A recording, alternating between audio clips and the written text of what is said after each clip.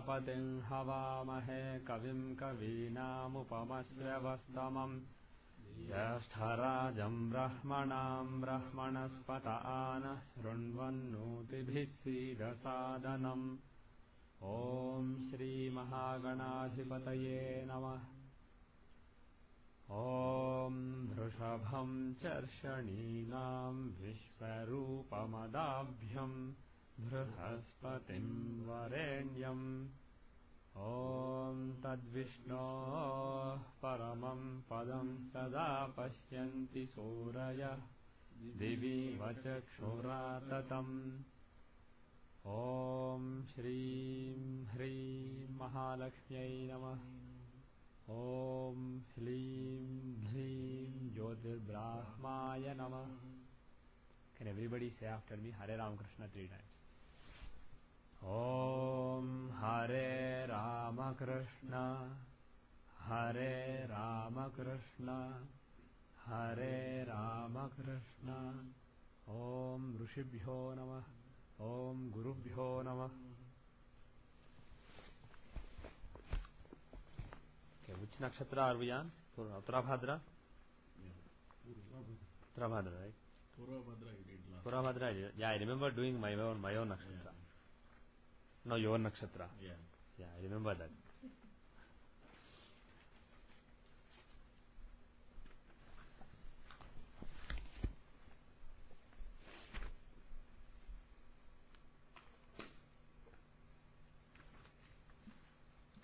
Okay.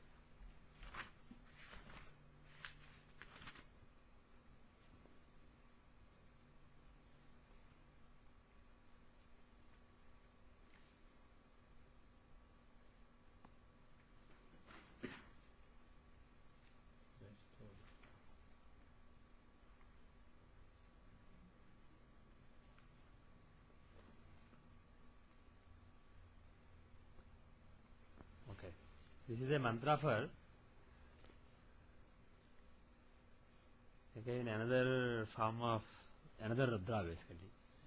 Ahirbudhya is another Ahirbudhya or Ahirbudhya is another of the 11 Rudras. Is a Rudra, a form of Shiva. This is a mantra for Ahirbudhya as the Lord of the Uttarabhadra nakshatra. Om Ahirbuddhiyah Prathamana eti Sreshtho Devanamutamanushanam Tam Brahmana Somapa Somyasa Prosthapada So Abhirakshanti Sarve Chatvara Ekam Abhikarma Devah Prosthapada Sa Itiyan Vadanti Te buddhiyam parishadyam stuvantah ahim rakshanti namaso mapahadya. This is a mantra for Ahirbudhya as the ruler of the Uttarabhadra nakshatra. And which graha are we on? No, not Mars. We did Jupiter also. I think are we on Venus? Shukra we did last time. So we are on Shani. Okay, good.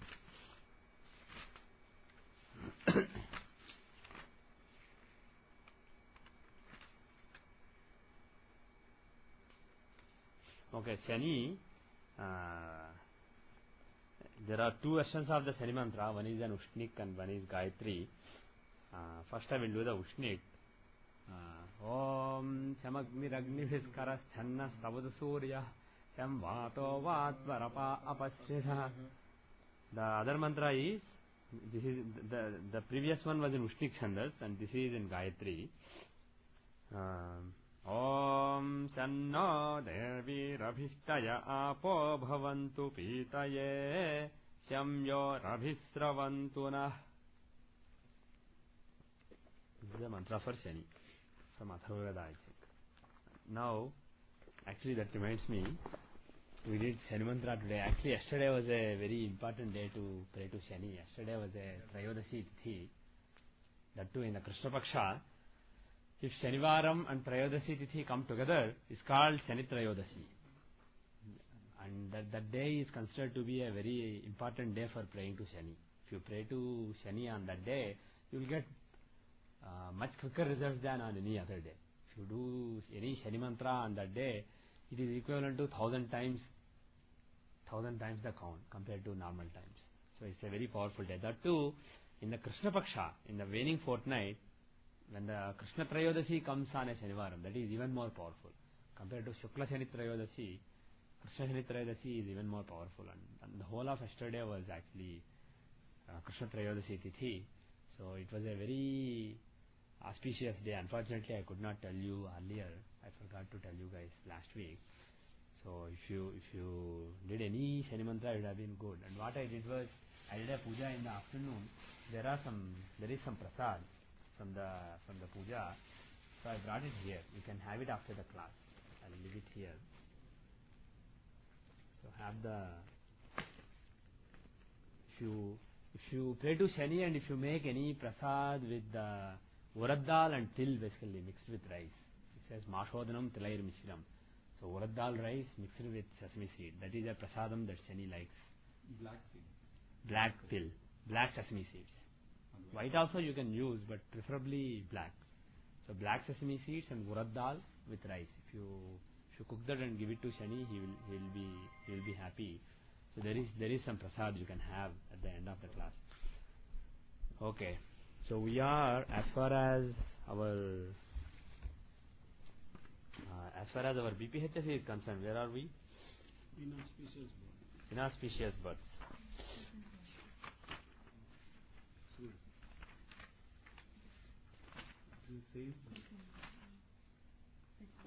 So in Santanam's version, the chapter number is 86. We finished 85 in the last class, and we are on chapter 86. Is that right? Yeah. We have to do the remedial measures for Bharta and Amavasya. So we'll do Amavasya and Chaturdashi today. So the slokas are Maitreya Darsya Jatanam Mata Pitro Daridhrata Taddosha Pariharaya Santim Kuryad Vijakshana. What it means is, okay, you have different. That's okay. Whatever you are taking is not in volume. Oh, different. It will be a different chapter. Chapter is 87. 87. These two are based on the same source, so you should have it. You should have the same verses. Whereas his source is different. That's a Telugu version. Look for Dasya Janma Santyadhyayam. It will probably be 86 plus or minus. See, here it's 86. Probably for you 87 or 88 or 89. 88, I think. Because DC Sharma has a few extra. 88, Yeah. So what it means is, O Maitreya, Darsya Jatanam means for those who are born on the Darsya day, like we discussed in the last class. Darsya basically is normally translated as new moon, Amavasya. It could actually mean when moon is just visible rather than moon is. Amavasya is basically the day when moon is totally invisible. not totally invisible. He is a little invisible and he is going towards being totally invisible. And at the end of Amavasya, he is totally invisible. And later he starts becoming visible. So here it says, Dasya, it could actually be, for example, Shukla Pratipat instead of being Amavasya. We don't know for a fact. Let's assume that it is Amavasya. So for those who are born on Amavasya, Mata Pitror Daridrata. Chapter 86 or 88. Amavasya Dosham.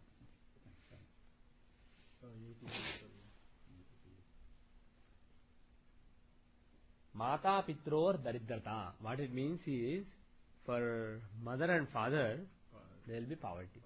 So the result, if somebody is born on Amavasya, is poverty for parents. Some loss of wealth for parents. Taddosha Pariharaya. So to get relief from that dosha, that weakness, that inauspicious factor, Shantim Kuryad Vijakshana. Vijakshana means one who has discretion, one who is learned. He should do Shantim Kuryad, means do some pacifying actions, remedial measures basically.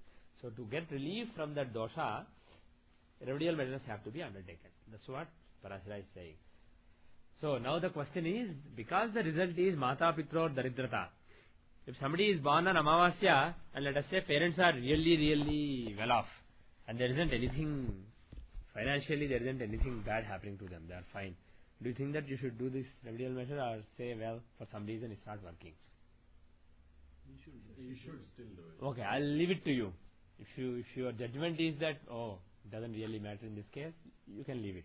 But if you are suspicious, well, who knows? Who knows what will happen tomorrow?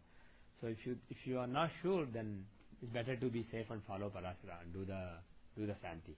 And what is the Santi? Kalasasthapanam krutva prathamam vidhipurvakam udumbara vatasvatha chotanam pallavans Sanimbanam cha moolani tvachastatra vinikshipet pancharatnani nikshipya vastra yugmena veshtayet. So what he's saying is kalasasthapanam krutva. He says put a kalasham.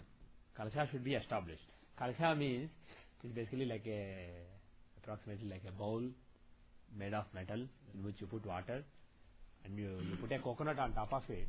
That's called kalasha. When you do Satyanarayan Vratam, for example, you put that kalasham, you put a bowl, a metal bowl, you put water in it, and then you put coconut on top of it. So he's basically talking about that.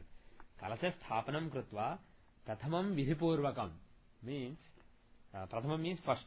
Vidhipurvakam means as per the vidhi. So he's saying for doing the kalasha sthapana, obviously there are some vidhis, there are some procedures. So use the procedures for kalasha sthapana and do the kalasha sthapana. Udumbara vata aswatha chotanam pallavas tatha, which means Udumbara, vata, aswatha, chota. These are all basically different kinds of trees. I don't want to translate them, banyan, etc. Yeah, you can translate it into Telugu very nicely. Just now he translated, Sasanka translated it into Telugu. He read from his Telugu version of BPHS. The thing is, translating all these into English is difficult. This particular author has translated as banyan, wild fig, people. Again, people, I don't know if it's an English word. Mango, Margot, he translated, but we don't really have perfect words in English. So I will not translate, but these are some standard trees that you have in India. Any priest should be able to know. If you say Udumbara, Vata, Aswatha, Chota. Also it says later Sanimbanam. So Nimba. Nimba means neem tree. So from all these different trees, Pallavams tatha. Pallavan means leaves. Not just leaves. Pallava is actually like very young leaves. Tender leaves. Yeah, tender leaves. That's the word. So take tender leaves. In Telugu we call them chuguru basically. So it's basically tender leaves from these trees. You take them, and he also says Sanimbanam cha moolani tvachastatra vinikshipet. So he says the roots also. Moolani is root, and tvachaha means It's not skin, but better. yeah. Tvacha is actually literally skin. Tvacha means tvak means skin. So here tvachaha means what is the skin of trees? Bark. Basically the bark of the tree, of the root, of the bark of the trunk. So if you take the trunk of these trees, if you scrap some bark, take that bark as well as some tender leaves as well as the roots of all these different trees, different kinds of trees. Actually, the translation in Santanam Special is missing all these. He only says fresh leaves. He doesn't say other things. But clearly the verses are saying the roots, the bark and the tender leaves. So put all those in the kalasha. So you had this bowl in which you put water. So put all those and then Pancharatnani nikshipya vastra yugmena veshtayet. Pancharatnani nikshipya means The 5 gems. 5 gems. What are the 5 gems? He doesn't specify. He doesn't make our life easy. So you can take a guess what those are. You can, for example, maybe diamond, emerald, etc. All these 9 gems that we have for the planets. Maybe you can use those. Or if you don't have, for example, diamonds and emerald, you can basically remove the expensive ones like diamond, emerald, ruby and take the cheaper ones. So it's a good idea to select from the Navaratnas, take the cheaper 5. So he says use 5 gems. So put them and then Vastra Yugmena Veshtayet. What does it mean? With a cloth. Cover with a pair of clothes. So what you do is, you have this bowl, the kalash, in which you put water and these fresh leaves, roots and bark of trees and the 5 gems, and then on top of it you put a coconut. Even though he did not say, he said Vidhipurvakam. So that means use the standard procedures, and for Kalasha Sthapana standard procedure is put a coconut on it. So paste, apply turmeric paste on the coconut, and then put the coconut on the kalash, and on the coconut you put one cloth, and then to the kalash basically you wrap it with a cloth. So you are basically applying two clothes. So that is what it means. Vastra Yugmyana Vashtiye. Rakta Vastram. Pardon me? Does he say it is Rakta Vastram? He doesn't say what, but the thing is, the tradition is one is yellow, one is red. Okay. So that is the tradition. So on the top you put a yellow cloth and bottom you put a red cloth. That is the tradition. Then sarve samudra yitichapo hishtha ditrujuchena cha amantyakala setacha sthapayedvahni konake. So he says after you put all these in the kalasha, you use the Sarve Samudra. There is a mantra, there is a Vedic chant called Sarve Samudra, and there is also a Vedic chant called Apohishta Mayobhava. Yeah, that one. But the interesting thing is, he says Sarve Samudra iti cha Apohishtadi Trijuchena cha. What is the third one? Trijuchena means three. Three means three. Ruk means the Vedic chant. So Trichena means with the three Vedic chants. So he didn't specify what is the third one. So when you do the Kalsasthavana, for Varuna obviously there are three different Vedic chants that are popular. So Sarve Samudra, Apohishtha, and there is a third one which he did not specify. So hopefully if you are getting this puja done by a priest, hopefully the priest will know the other one. Otherwise you could just use for Varuna, for example, when you do Satyanarayan Vratam, there is a mantra for Varuna. Imamme Varuna Shrihi Havamajja. Maybe you can do that. When you are not sure, you can just add things. But obviously he is talking about sanctifying the kalash using three Vedic chants. And then Amantyakala Setatya Sthapayedvahni Konake. So using these three Vedic chants, you amantriya, that means you sanctify the kalasha, the water in the kalasha, and then Tatya Sthapayed. And then that Sthapayed means it should be established. Vahni Konake. Can you guess what that means? Do you know what Vahni means? Agni. Kona means angle. So what is Agni? Fire angle. Southwest. So what southwest? No. Southeast. Southeast. Southeast. Basically Agneya.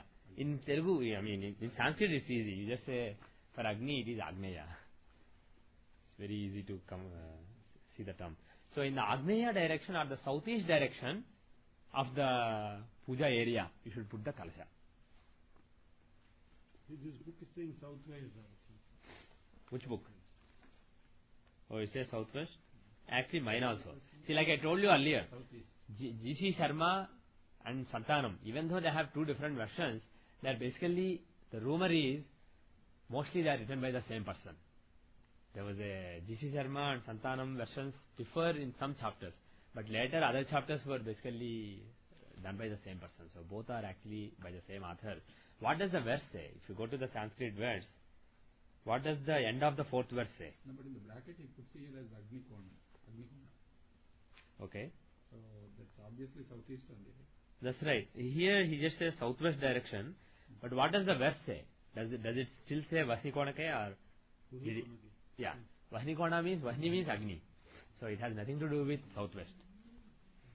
So basically they made the same mistake that Seshu made when I asked to translate. Or maybe you looked at that, that's why you said southwest. I didn't look at that. Okay. I meant southeast, but Yeah. So, the translation is wrong. Vahni Kona is southeast only. Then Darsyasya Devayosthatha Chandra Bhaskarayoh Kramat Pratimam Shvarnajam Nityam Rajatim Tamrajam Tatha. So it says Darsyasya Devayoh means for the Amavasya, the Devatas, Chandra Bhaskarayoh, moon and sun are the Devatas, are the deities of Amavasya. So in that order, Kramat means respectively. So moon and sun, you basically want Pratimam means you want their idols. So you want idols made for sun and moon and then establish them. Pratimam Shvarnajam Nityam Rajatim Samrajam Tatha. So either made with gold or silver or copper. That is what the shloka is saying. Lord for Amasya is Rahu, right? But Pardon me? The Lord Amasya is lorded by Rahu. Tithi is lorded by Rahu. But in general, the concept of Tithi is ruled by sun and moon. Tithis are based on sun and moon angle. So that is why he's saying sun and moon are the lords. So have an idol of moon and an idol of sun made with either gold or silver or copper. आप्यायस्वेति मन्त्रेण सविता पश्चात्तमेव च उपचारैः समाराध्य ततो होमं समाचरेत्. So with the Apyayasva samayate, that Chandra mantra, and then there is a Savita mantra for Surya, for sun. So those two mantras, use those two Vedic chants for consecrating those idols and establishing moon and sun in them, basically invoking moon and sun in those idols. Upacharai samaradhya. Then he is saying not only the mantras, you do those mantras respectively for the two of them, then upacharai. So he is saying do the upacharas. Upachara means various services that you do. For example, there is a Shodasopachara puja that you do. You give them water to drink, water to wash their hands, water to wash their feet. You feed them some water, give them some water to drink, give them a bath, give them a cloth, give them yajnopvitam. So this is a standard procedure for pujas. So he is saying upacharai, that clearly indicates that you have to either do Shodasopachara puja or probably even more.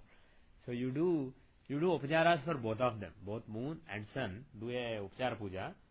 Upacharai samaradhya tato homam samacharet. And then, so first kalasha consecrated with the mantras, placed in the Agni Trikona, Agneya direction. Then these two idols invoked with the Vedic chants, and then do Shodasopachara puja. And then he says, tato homam samacharet. Then do the homa. And how should you do the homa? Samidhascha charum vidvan kramena juhuyad vrati. He says samidhas. Samidhas means approximately translating the dry grass. Yeah. Samidha is not exactly twig. You have the darbha, right? That is samidha. The darbhas, basically, it is kind of like a dry grass. Not any grass, but a particular kind of grass. So the dry grass is samidha. You could even use wood twigs also. So with those, and charu. What is charu?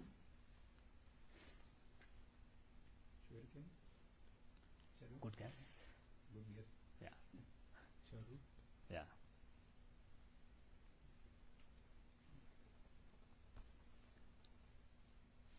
Charu is basically some food that you offer, depending on the devata. For different devatas, when you do the homa, you offer different kind of food. So it's basically some cooked food. So it can be, for example, kheer, paisam that you make. You cook rice with good, with jaggery, and then you offer it in the homam. So it can be that. Or what you could do is, for sun, basically, you could cook wheat, and for moon, you could cook rice. So you could make wheat kheer and also rice kheer, and then offer those. So that is an idea. He doesn't specify exactly what, but you can use common sense. So he says first samidhas and then charu. Samidhascha charum vidvan, learned person, kramena, in the order, juhyad vrati. So first do with the samidhas and then do with the charu. Juhyad means you offer the oblation in the fire. Bhaktya savitru mantrena somo dhenuscha mantratah. So with devotion, when you are offering these things that I mentioned in the homa, you should be using the Savitru mantra and then Somo Dhenuscha mantra. So first you do the Savitru mantra. There is a mantra for Savitru Devata, so you use that. And then Somo Dhenum, Somo Arvantam, that mantra for Soma, for moon. So those two mantras you have to offer. How many times? Ashtotarase Damvapi, Ashta Vimsyatirevacha, Ashtotarase Damvapi, Ashta Vimsyatirevava, Abhishekam Tatha Kurya, Dampatyosya Saputrayo. So Ashtotar Satam means 108 times, or Va Api Ashta Vimsyatirevava. That means or 28 times. If you give this option to your priest, he will take 28. So just tell him to do 108. As a matter of fact, it's easy to even do like 1000 times each mantra. It will not take too long. It will take a few hours. And when you are doing a special puja just once, it's a good idea to do as many times as you can. So that is a better idea. And of course, you can do some other mantras also. For example, for sun, there is Asatyena Rajasa Vartamano mantra, apart from the mantra that Parashara gives, which is more popular these days. So you could use as many. There are so many mantras for Surya, so many mantras for Chandra in the Rigveda. So you can take several mantras, maybe do a mala of each. But the ones Parashara recommends are these two mantras. Also for moon, you could use Apyayasva Samejte. He says Somo Dhenum Somo, that mantra. So you use definitely the mantras that Parashara gave and maybe some other mantras. So do 108 times or 28 times. So the main one you can do 108 times, and the secondary mantras, various other mantras that you do, you can maybe do 28 times. And then it says, Abhishekam tatha kuryat dampatyosya saputrayo. After Homa is done, you do Udvasana. Basically you disinvoke the gods from the idols and the Kalash, and then you do Abhishekam tatha kuryat dampatyosya saputrayo. So get the parents, get husband and wife along with the baby. So have them sit down, put the baby in their lap, and then do Abhishekam on all of those with the water from the Kalasha. The water, when you do all this Homa, basically the water in the Kalasha is charged with that energy. And then you use that water to do Abhishekam of those people. And this reminds me of of something that I read on a website some time back. Somebody in Japan did a study. They took water, and then in the water basically there is some crystal structure that you can study using microscope. So the scientists, they basically studied the crystal structure of water, normal water, and then they read some nice mantras like just Om, Om. They just kept chanting Om in front of that water, kept that in front of them, chanted for a while, and then they looked at the crystal structure. It became more orderly, the crystal structure. It looked very pleasant. Whereas they put some violent music. By violent music I mean disorderly music, some hard rock kind of music. And then after an hour of playing that music, they looked at the crystal structure in water again. It looked very chaotic. It basically looked totally messed up. And also they put the water in microwave for 10 minutes, for a couple of minutes. They heated it and then they took it out. And then they studied. It became even more chaotic after they put it in the microwave. So they concluded that there is something going on. There is, and in our Vedic thinking, Vedantic thinking, there is consciousness in everything. Whether this book or this mic or this carpet or me or my dress or this ring, anything you take, there is some consciousness which is being impacted by the actions of consciousness around you, consciousness of all the people, all the objects around you.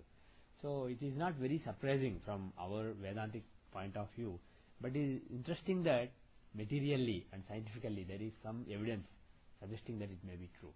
So coming back to the point here, when you do all these mantras, especially if you do them right, if you pronounce them correctly, with correct pronunciation as well as correct devotion, correct feeling in the heart, then that produces certain vibrations, and that charges all the objects around, and especially water. Water is easily charged with energy. So that water basically works as a reservoir which basically captures the energy. So you basically use that water to do Abhishekam. Abhishekam means basically give them a bath, approximately say. You give them a shower with that water. You basically pour the water on them. And usually priests do that. Yeah. When they said take the Agneya Konam, the southeast. Yeah. If practically a house constructed in southeast will be with kitchen. Yeah. With countertop and everything else. Yeah. Practical things if it is done after Vastu. Yeah. So it obviously will get into the puja room in the northeast. Yeah. No. 1 second. Let me clarify one thing. This Vahnikonaka doesn't mean go to the southeastern corner of your house or southeastern corner of your town or southeastern corner of your country. Southeastern Corner of the puja area. Yeah, of that room. Okay. Yeah. Whatever room you are doing puja in. If you have an area like this, if you are doing, suppose this is east. And on that, if you are putting all this and doing, maybe southeastern corner of that. So what you can do is, suppose this computer is my puja area. I am sitting here. I can have my Homakundam here. I can have the Devatas here in the east. And in this corner I can have the Kalash. Okay? And then Hiranyam Rajadam Chaiva Krishna Dhenuscha Dakshina Brahmanan Bhojayet Setya Tatah Kshemam Avapnuyat. So it says Hiranyam Rajatam Chaiva, gold and silver, Krishna Dhenusya Dakshina, a black cow. Krishna Dhenu means black cow. Dakshina means a donation. No, Dakshinam, that Dakshina is different. This is Dakshina. So this is basically Dakshina, like good Dakshina, like that. Basically a voluntary donation. So give a black cow, some gold and some silver as Dakshina to the, obviously to the priest who did the homam for you. Brahmanan bhojayet sekya tatah kshemam vapnuyat. And then get some Brahmanas fed. Feed some Brahmanas with food, basically offer food to them. And then tatah, that way kshemam avapnuyat, they will obtain good results. And here when it says Brahmana, don't think that it's just Brahmana who wears the sacred thread, who has a nice vibhuti or urdhvapundras on his face. It's not really Brahmana that way. It is basically a learned person. So even if somebody is not a Brahmin but he has the temperament of a Brahmin, you can feed him. And in general you can feed anybody, not just Brahmanas particularly. So get some learned people, feed them food. That is always auspicious. Now, and one more thing, if you are the Brahmin, suppose somebody did this puja and they are giving you gold, silver, Krishna Dhenu, etc., black cow, if you take it, what is the karmic implication for you? Is there a karmic implication for you? Obviously, any time you are taking something freely from somebody else, there is karma. So it is a karma for you. So basically, apart from all the ritual that has been done, also the fact that some dakshina is being given, that basically transfers some karma. So the Brahmin who is taking the dakshina, he should be capable of taking some karma on himself. Because this baby who was born in Amavasya, he has some bad karma. That is why all these bad results are ascribed. The Brahmin is taking some of the karma on him. So it has to be somebody who has that caliber to take the karma on him. Otherwise, he should be able to burn that karma through his own sadhana. If he is somebody, a Tom, Dick and Harry, who takes the dakshina, then he is in trouble. So that is again not a great idea. So in general, if somebody is doing some puja and they are feeding people or giving dakshina to people and they give you something freely, you should think. I mean, I'm not saying don't take it, but you should maybe do extra sadhana in the next week. Do a little extra. If you do, let's say, 10 malas of a particular mantra, maybe do 20 malas in the next week, because there can be some impact on you. When you take something freely, you are obviously taking some karma along with it. How old should the baby be before the time the parents do this puja? Usually they do it on the 21st day or 41st day. Of the birth of the child? Yeah. So 21st or 45th? 21st is ideal. If you can do it on the 21st day or even 11th day. 11th day is actually too early. 21st day is common for many of these shantis. Doing it on the 21st day is common, but you can do on any good day. On 21st day after the birth? Yeah. On the 21st day counted since the day of birth.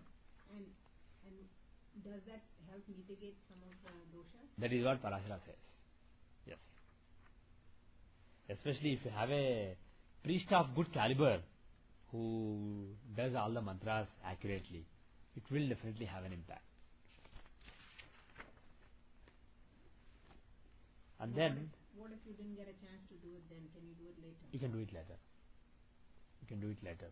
And if the baby is no longer a baby, but let us say a 30-year-old, you can still do it.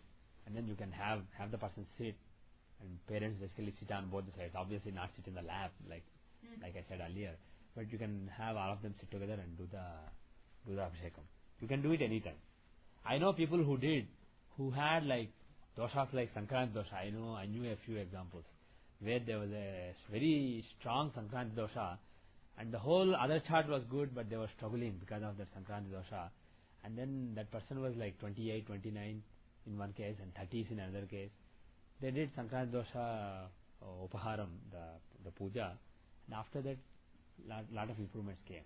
So I know practically that if these remedies are done even at the age of 30, they can have some results. And So what if the parents are not around? You could do it on your own? yeah, you can do it on your own. But this particular Amavasya dosha is particularly bad for parents rather than for yourself. Oh really? Yeah. So if your parents are not around, maybe or may you may not even want to So do. although the child was born with Amavasya dosha, the parents are going to suffer more than the child? Yes. Parents are going to have poverty according to Parasara. And poverty doesn't just mean wealth. Poverty can be happiness, poverty of happiness also. Basically being deprived of everything that's valuable. So it's basically particularly bad for parents. But even if you don't have parents and if you think that you are suffering because of the Amavasya dosha, you can do it. You can do it on your own, no problem at all. Now the next chapter is Krishna Chaturdashi dosha. We may not be able to finish it, but we'll start it and then leave it. Is that recording, is that lights blinking on it when you speak? Not lights. Yeah, the green lights. Okay. Narasimhaji, then after we have done with this, can you rectify a chart for us? Actually, I wanted to do another chart. So I will. Somebody in the class, his mother is sick, so we'll do that. If there is time, we'll do. Otherwise, we'll do another time. Okay. Right now it is Krishna Chaturdashi.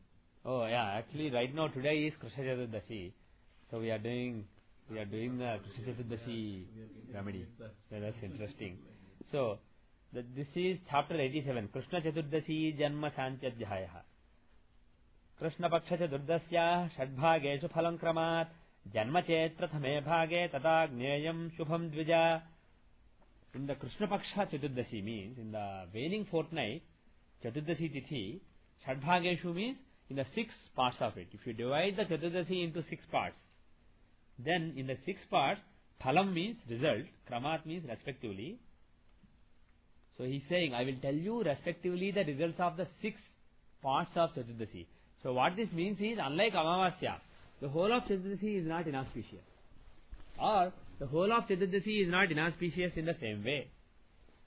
So depending on which 1/6 of Chaturdashi, Krishna Chaturdashi you were born on, the results are different.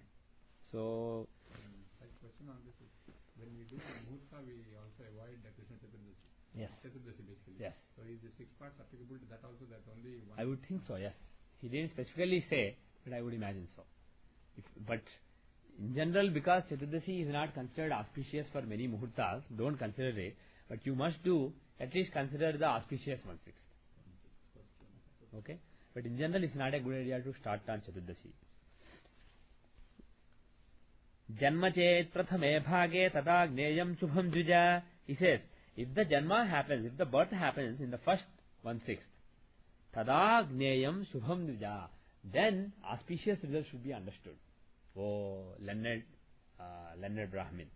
So what Parasara is saying is, the first 1/6 of Chaturdashi, Krishna Chaturdashi, is actually auspicious. It's not inauspicious. Dvitiye pitaram hanti mataram cha trutiyake chaturthe matulam chaiva panchame vamshanachanam. In the second 1/6, pitaram hanti. That means kills father. It doesn't have to literally kill the father, but give lot of suffering to father.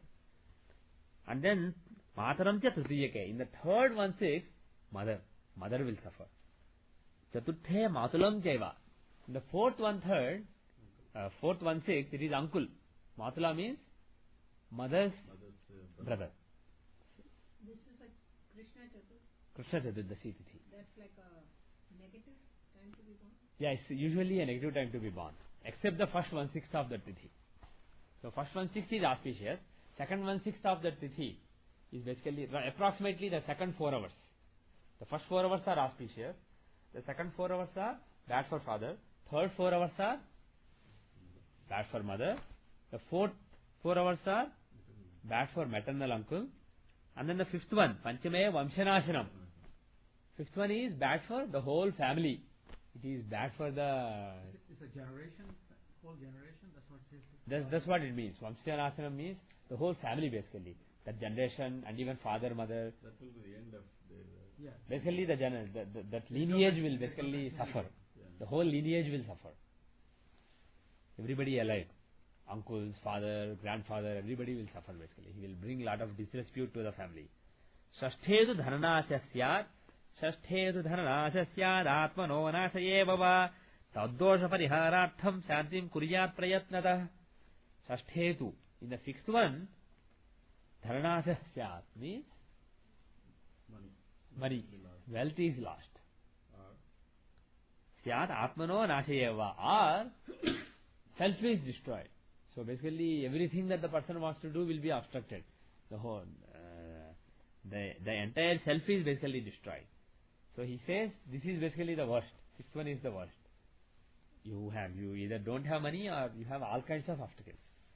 Taddosha pariharartham shantim kuryat prayatnada. So for relief from this particular dosha, this particular inauspicious factor, shantim kuryat prayatnada. So with lot of effort, you have to do shanti. You have to do remedial measures. So how do you do the shanti?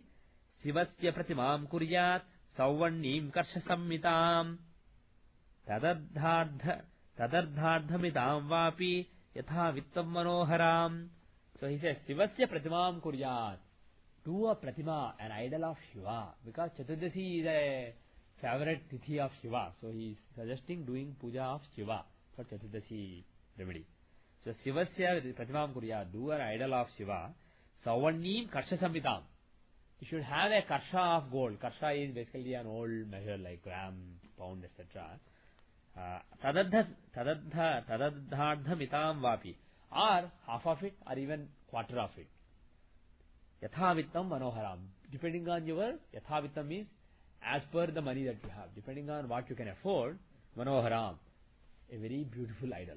So he says, he gives an objective criterion like you should have a kasha of gold.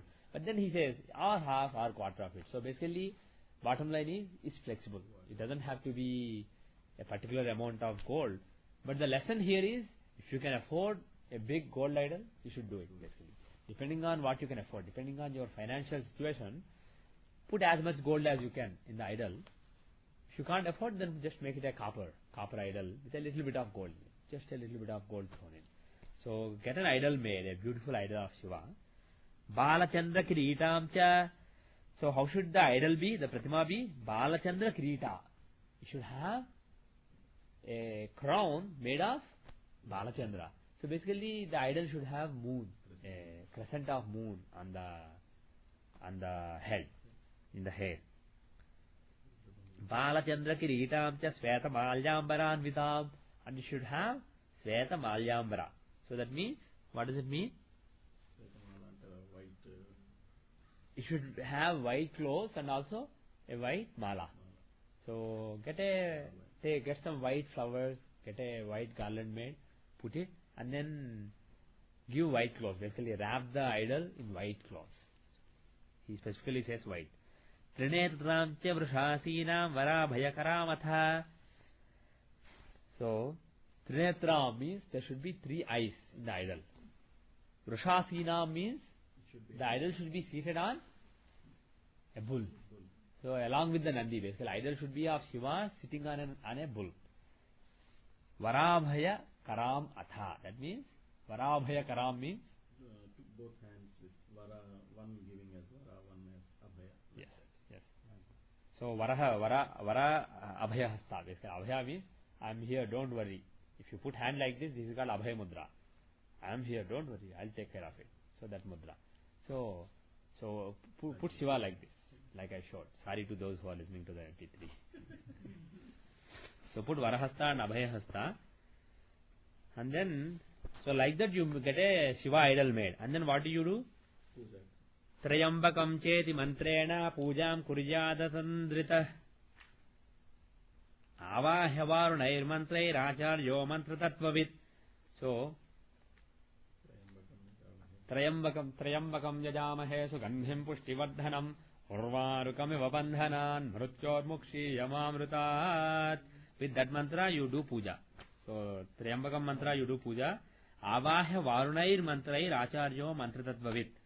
So a priest who understands the tattva of the mantra, not just knows the mantra, but understands the philosophy behind the mantra, the meaning behind the mantra very well. That kind of priest should come and he should do avahana with the varna mantra. So he says after doing puja with the Trayambakam yajamahe mantra, do some varna mantras. And then with the varna mantras do avahana. Imam me varunetyevam tatva yami sucha punah.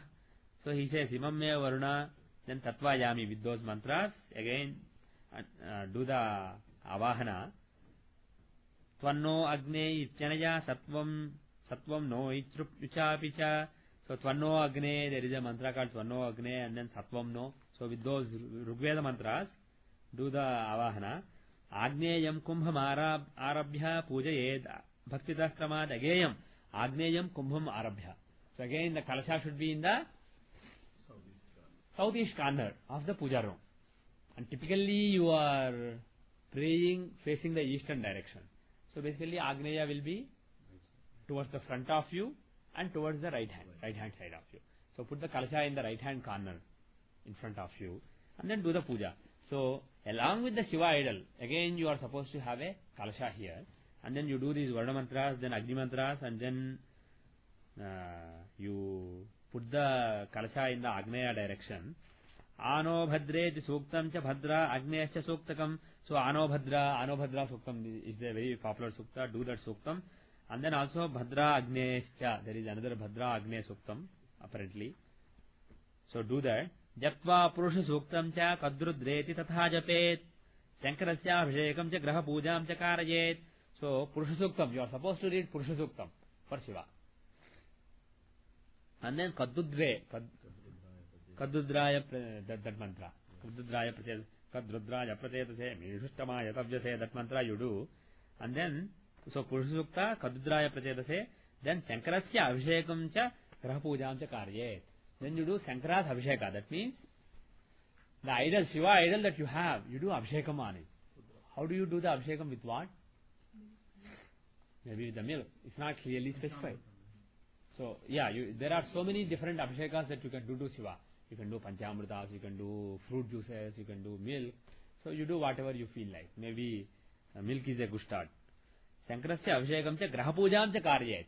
And he's saying do puja to the Grahas.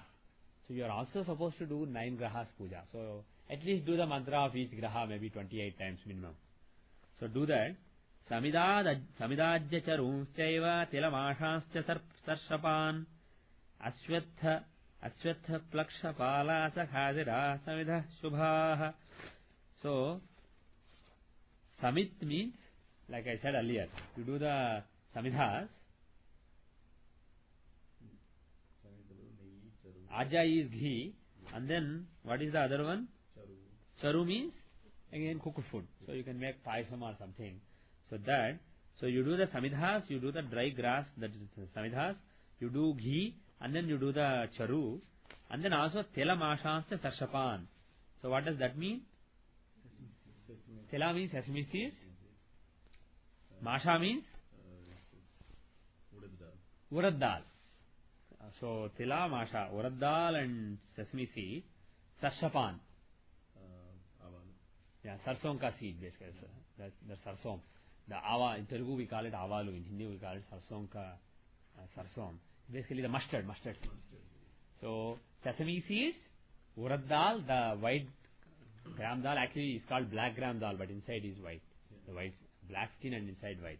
That black gram dal, then the sesame seed, and also the mustard seeds. So using those along with samidha, ghee and charu, you do the homa. Ashwatha plaksha pala sakhadira samidha shubha. So he particularly says what samidhas you should use. So you should use samidhas from basically the branches, from the not big branches but small branches basically, which have the leaves of these particular trees. So there are specific trees recommended, specific samidhas recommended. If you can get those, you get those. If you are in US where you don't have those trees, then you basically approximate, you use some other samidha. Ashtottara samvahnau juhyat vidhipurvakam. So his Ashtavimsati Sankhya homam kuryat pratak pratak. So he says for the mantras, do Ashtottara satam. Either 108 times in the fire, based on the procedures, or 28 times. So you do either 108 times or 28 times. What? Do what? Trambakam Vajamahe, all these mantras that you did earlier for Varna, for Agni. And also he says Graha Puja. So obviously the Graha mantra. And then Kadudraya, Pratyadase you can do. And if you have patience, he says Purusha Sukta. So you can do Purusha Sukta also 28 times. But that takes a little time. And when you do the Purusha Sukta in the Homam, you do each verse and then say Swaha and then put the ghee or something else in the fire. Ashta, okay, we are done. Mantrena Triyambakena Tilan Vyahrutibhistatha Grahomam cha vidhivat kuryat kshemam tato bhavet. So he says, Mantrena Triyambakena tha. So then, after doing the other mantras, you do the Triyambakena. That means with the Triyambakam Vajamahe, that mantra, you do that mantra, Tilan Vyahrutibhistatha. So, with special ahutis, you do Tila. So you do a special ahuti of the sesame seeds while you do read Triyambakam Vajamahe Sugandhim Pushpavardhanam mantra, and then you do Graha Homam. You do the various Graha mantras 28 times or 108 times each.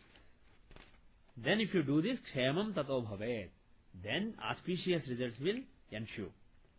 Abhishekam cha jatasya tatvitroschapi mantravit kuryat tato yatha sakti brahmanan bhojayet sudhihi. Then Abhishekam. The Jatasya means the born, the newborn. So you do Abhishekam of the newborn along with the parents. Who does the Abhishekam? Mantravit. A Brahmana who knows mantras does. Not everybody. That means while you are doing the Abhishekam also, you are supposed to read some mantras. So basically leave it to a priest. Instead of asking your friends to do it, you should get the priest to do it. Then after that, Yatha Shakti, based on your capability, Brahmanan bhojaye sudhihi. Then with a very pleasant heart, get Brahmans fed. Which means you don't give them food and say, oh my God, I'm spending so much money. Oh my God, that guy, I spent so much money to get the food. That guy is eating only half. He is leaving that nice sweet. Don't think like that. Basically, be a sudhi. That means have a very pleasant heart and then get Brahmanas fed after the puja. So if you do it, the dosha of the Chaturdasi Bhat, Krishna Chaturdasi Bhat will be relieved. And you have to do it only if you are born in the last 5/16 of the Chaturdasi. How do you know how that applies? Oh, if you find the Chaturdasi, if you find, one way is, okay, I'll show you. Is there Jehora here? Yeah. This is the percentage on the... Yeah, you see the percentage. Oh, you see the percentage? Yeah. So if See, for example, let's take my chart as an example. I was born on Krishna Chaturdasi. Okay? So if you see my chart, April 4, 1970, 17, 47, 13, Indian Standard Time, 81 East 8, 16 North 10, Machilipatnam, India. So if you see here, it says Krishna Chaturdasi, right? I was actually born on a Krishna Charitrayodasi after Trayodasi went and just Chaturdasi came. So Krishna Chaturdasi, what is the percentage left? 85.9999%. Now open a calculator. What is 100 divided by 6? Approximately 16.666. So if you subtract that from 100, so, it's 83. So 1 second. 83.333333. So if the percentage is above 83.3333, between 83.333 and 100, then he is born in the first 1/6. Now let's subtract 16.6666 from this. So it says 66.66666, right? So if he is born between 66.66666% and 83.333333%, then it is the second 1/6. Okay? And if you remove 16.66 again, you get 50. So if he is born with 50%, when the percentage left in Jehora is between 50 and 66.6666, that is basically the third 1/6. you were born in the first. I was born in the first. So for me, no Shanti was done. But you can find out like this. Now let me give an example. Suppose somebody was born when Jehora says Krishna Chaturdasi has 28.3% left. For me? Can you start? That's it. That is Can I what? No, it's not coming up. Not on the Please. Oh, sorry. No, we turn it on, but I think No, you you'll have to just have to. function. Oh, here in your computer. Okay. How do I do it? Function? Okay. F7. Yeah. You should get it now. Okay. Can you see it? Not yet. It's coming up. 28 will fall in second. Excellent. So in this example, if you take my chart, is 85.99%. So that means it's in the first 16.66. So it is basically first 1/6. Now the other example, 28.3. Which one is it? Second. I want to see what it says. Second? No. 20. Wrong. No, what did you say? You said 28 left, you mean? 28.3% of Krishna Chaturdashi is left. Oh, is left. So which 1/6 is it? Fifth one. Fifth one, right? One, yeah. It is the second from the last, second from the end. So it is the fifth 1/6. So what is the result of that? If somebody is born like that? Family destruction. Vanshanashanam, destruction of the lineage. Actually, let us see right now. Suppose somebody is born right now. Which 1/3 is this? What is the result? Fourth one, sir. Krishna Chaturdashi, 52.13% is left. Third. Fourth or fourth from end? No, fourth from end. That is third. 52% means it's just above 50%. If it is exactly 50%, that means 3 1/6 are done. So it is not yet. There is 2% more left. So this is the third 1/3. So what is the third 1/6? So what is the result? Mother's death. Yeah, suffering to the mother. So if somebody is born right now here, there is some problem to the mother of that person. So he should take some care about mother. So he should do the Santi done and also take some care about mother. Okay, so like this you find which 1/6. Okay, so everything clear so far? I have an example of Vijaya. Vijaya, your husband's chart has that, right? Goes to the first. It's 46.94%. June 20th, 1963. No? 10:20 a.m. Okay, Okay. that's okay. If he is born on Krishna Chaturdashi, find out what percentage. What is the percentage, and then see if it is less than the percentage left shown by Jehora is less than 83.3333. Then there is some problem. If it is less than 83.3333, then one of the 5 bad results that are given is applicable. So you have to find out what it is and then see if there are similar results. Suppose somebody is born in the third 1/6, and if mother is suffering, that means she is working in his case. Because all these doshas, maybe there is something else in the chart which is overriding it. Usually these doshas, if they are applicable, they pull the chart down. But maybe there are some blessings which are. His mother is suffering, then maybe it is the third 1/6.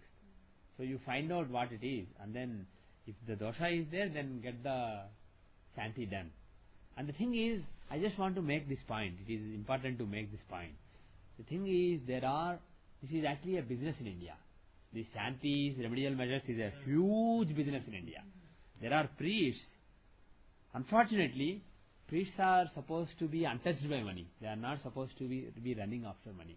Money should be a tuchha, a very stupid thing for them, for a really learned Brahmin. If you are really learned, if you do mantra sadhana, you will get that attitude. If you are not getting that attitude, that means you are not, you don't have the sufficient spiritual caliber. Unfortunately, it's tough to know by looking at a person what is the person's spiritual caliber. There isn't anything like charm in the face which tells you, oh, this is a great person. There isn't anything like that.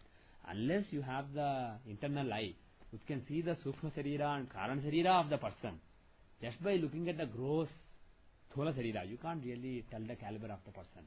And unfortunately, there are so many Brahmins, so many learned Brahmins, supposedly learned Brahmins, who are just running after the money. So they don't have the spiritual caliber to make these mantras work. Mantra doesn't work just because these particular sounds have an impact. It also works because they have certain spiritual caliber. Unless the Brahmin who is doing these rituals, he has certain sufficient caliber, he has done sadhana of himself, maybe not in the same mantra, maybe in some other mantra. If he has done that caliber, when he starts sadhana, he will be in a high plane. Immediately his energy rises and he is in a high plane. That person, if he does mantras, they give some impact. But if a Tom, Dick and Harry who is just after money, who has no spiritual caliber, if he does these mantras, probably it's not going to have a big impact. It will still have some impact, but it's not going to work miraculously like Parashara says. So it is a good idea to find a good priest and then stick to him, rather than just pay somebody in India and then hope that they are done. I actually know a priest who was telling me a story. There is somebody in Singapore, And that person, there is a particular Santi on every Chaturdashi or every Nakshatra, I forget which one. I think a particular Nakshatra when it comes, a particular Santi is supposed to be done. Basically, some Brahmins in a Shiva temple reading 11 times the Namakam and Chamakam. Like that, somebody recommended to him that remedy. So he paid 11 Brahmins from Singapore. He engaged 11 Brahmins in Chennai, told them to read this particular thing, the 11 times Rudanamakam basically. Read it for him on every so and so nakshatra. So they said okay, and they took that money. They took a lot of money from him. And then this priest that I am talking about, he's a very, very capable priest. He doesn't care about money. He's a very spiritually advanced yogi. And then one day he went there. And then at the time when because this person who paid, he was his friend. When he went to the temple, they were just chatting. And then he found out that they just come to that place on that particular day. They just chat and go. They don't even forget 11 times. They don't even do one time. Monthly meeting. Yeah, they just have a monthly meeting. Like these corporate board of directors sometimes meet, they just chit chat and then go. It's like that. And then they take money from him. And this poor guy, he thinks that there are some good priests or some enough caliber, spiritual caliber, who are doing this particular remedy for him. What about these people who do Nadi Shastra and they say in Tamil Yeah. Nadu they'll Yeah. do puja for you Yeah. and they'll get the yantra, they'll do the puja and they charge you big money, 25,000, 20,000. Yeah. Yeah. What have you heard of those people? I have no idea. What I can say is, my gut feeling is, anybody who puts a particular price on it, you should be suspicious.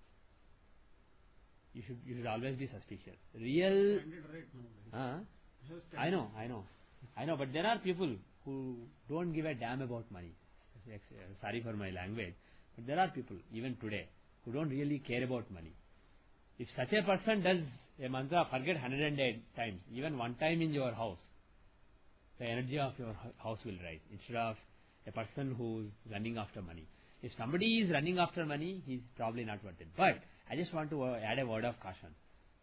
It may be that a particular Nadi reader doesn't really care about money, but you are supposed to basically let a lot of money go, and maybe that is how. Do that karma of Yeah. indirectly. So that is why maybe it is actually prescribed there. Maybe that is why he is telling you.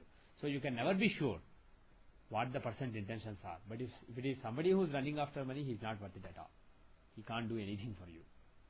Getting them. In that case. Pardon me? What's the remedy in that case? Get some other Brahmin to do. Find a good Brahmin. There are some even today, here and there. As Kali Yuga becomes deeper and deeper, you will have fewer and fewer of those people. But even today you can find people who are really spiritually advanced and who don't really care about material things. So try to find somebody like that. And if you can't, do it yourself.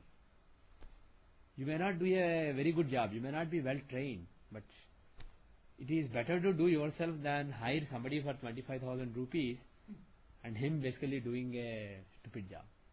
At least if you have the devotion. That guy who's running after money, he may not even have the devotion. If you have that devotion, maybe you can do a better job if you do the homa yourself.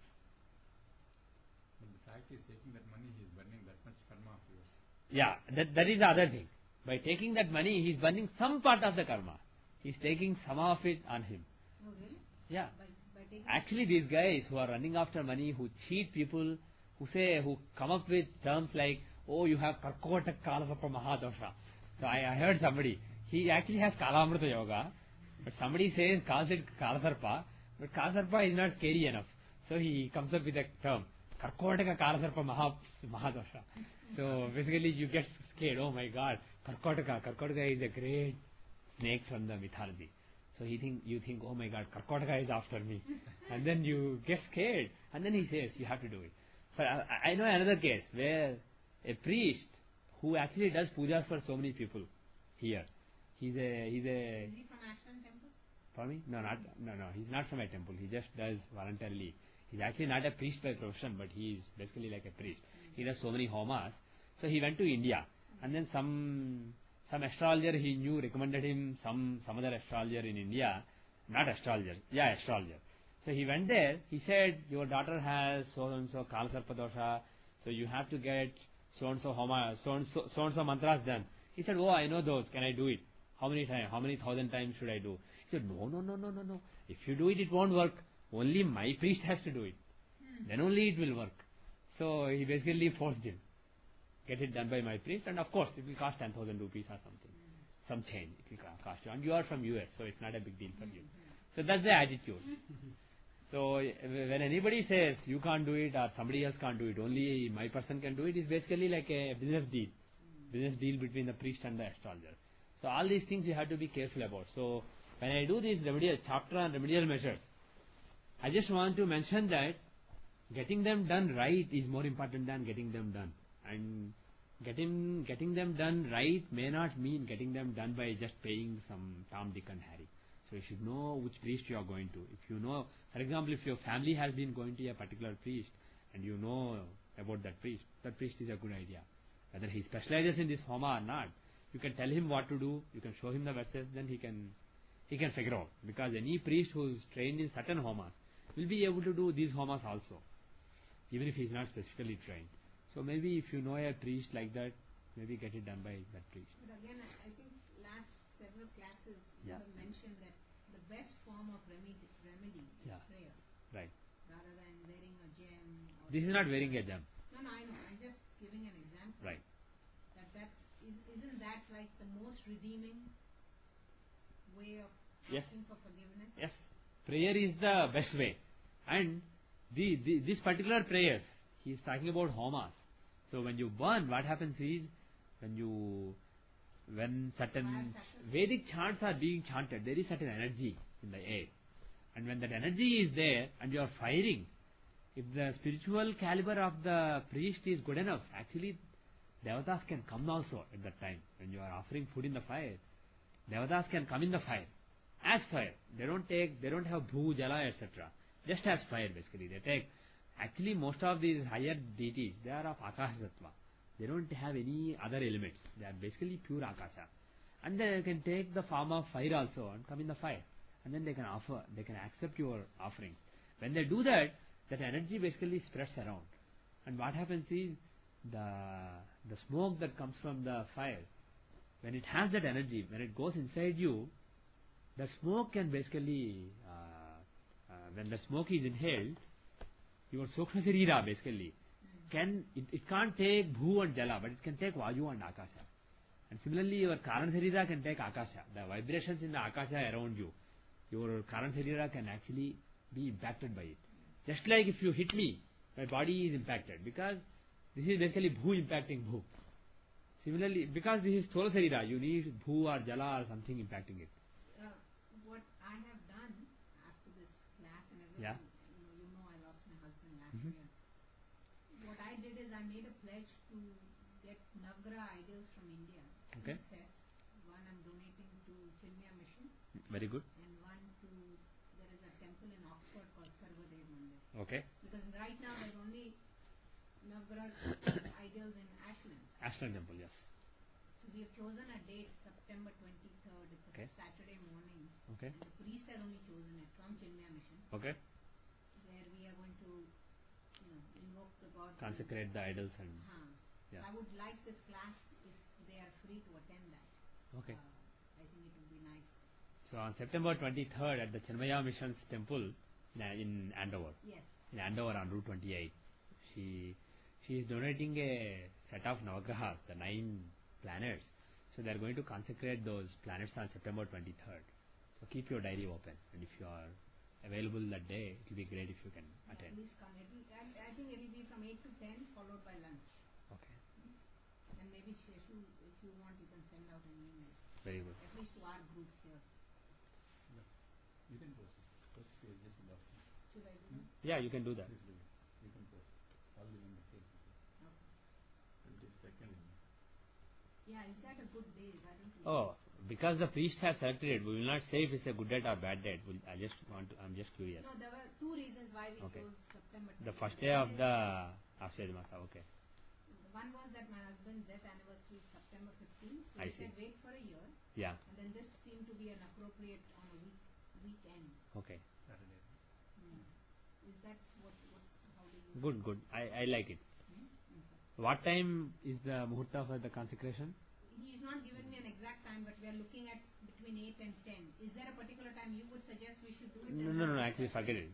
Let him do what he does, but in general, the whole time,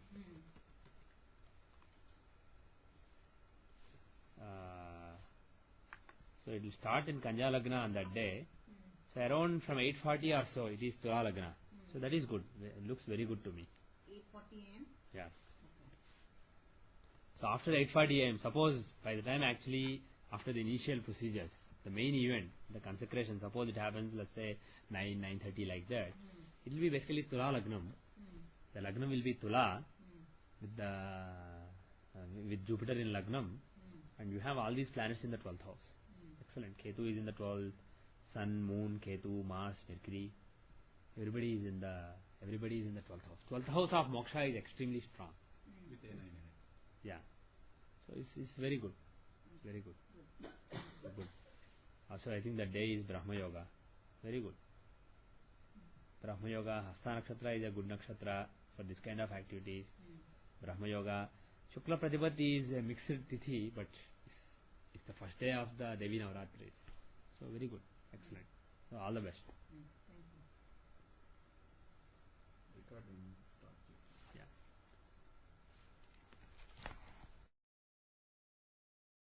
Okay. Now we will stop the BPHS and we will do one example and then we will leave. What McNamara said is Yeah. mother's birth data is not there. Yeah. So we'll take his. Example and go. We'll take his data. Okay. So we'll take the example of one of the students of the class who is not here today. His mother is sick. Last stage of cancer. She is in the last stage of a particular kind of cancer. So he wanted to see. Doctor said 3 to 6 months. So apparently doctor said 3 to 6 months. You have it? Mitnala.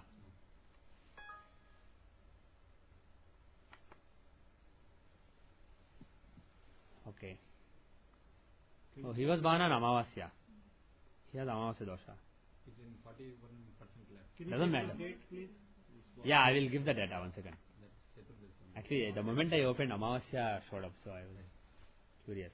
October 21st, 1968, 6:31 p.m. Indian Standard Time, Proddatur, India. 78 degrees 33 minutes east, 14 degrees 44 minutes north. Okay.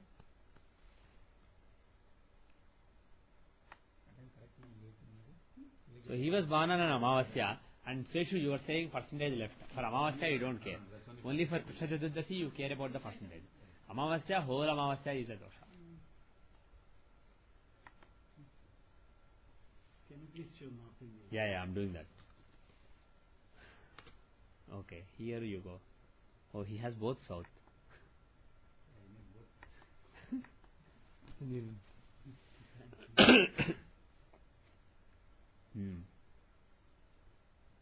Okay. This is the sun's chart? Yeah, this is Sun's chart. This is our friend Ramakrishna Rao, Mitnal Ramakrishna Rao's chart, and his mother is sick. So how do you see mother? Go to D12 directly or Actually, before we do that, let us first check the Shola Dasha, the Matra Shola Dasha. Before we go to the D12, just based on the Rasi chart, is a potentially fatal Dasha running for mother. So how do you do that? Do you remember what I told you about Shola Dasha? We can start Shola Dasha from the 4th house to see mother, 9th house to see father, 3rd house for sibling, etc. Right? So, which house should Shola Dasha start from? You select, instead of first self, which is the default, you select 4th, mother. Okay? And then you get the Matra Shola Dasha, which is basically started from the 4th house, meaning the stronger of the 4th and 10th house. So what Dasha is running right now? Scorpio Dasha is running right now. Is that a fatal Dasha for mother or not? What are the rules? Do you remember? First, for native, Arudha Lagna and the trines are fatal, right? For native. Third from Arudha, but third from Arudha or Arudha Lagna and the trines. These are the fatal ones. And for father and mother, what did I tell you earlier? A9 for father, A4 for mother, etc. So the corresponding Arudha, the trines from it are fatal. That is one thing. also So 8 from Saturn also. For me, 8 from? 8 from Saturn. Why? Saturn is the Karaka for longevity. Yeah. But for the native, we want mother. So for that, you take the Sthirakaraka of mother. Right? The Sthirakaraka of mother shows. The Charakaraka for mother, Matrakaraka, he shows mother from the point of view of sustenance, activities, rajogas, etc.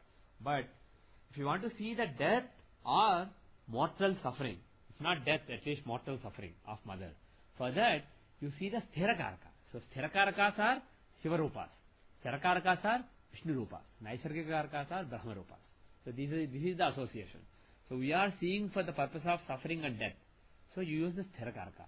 How do you see Sthira Matrakaraka? Either Mars, excellent, you remember. Mars or Moon? Which one? Which one is stronger here?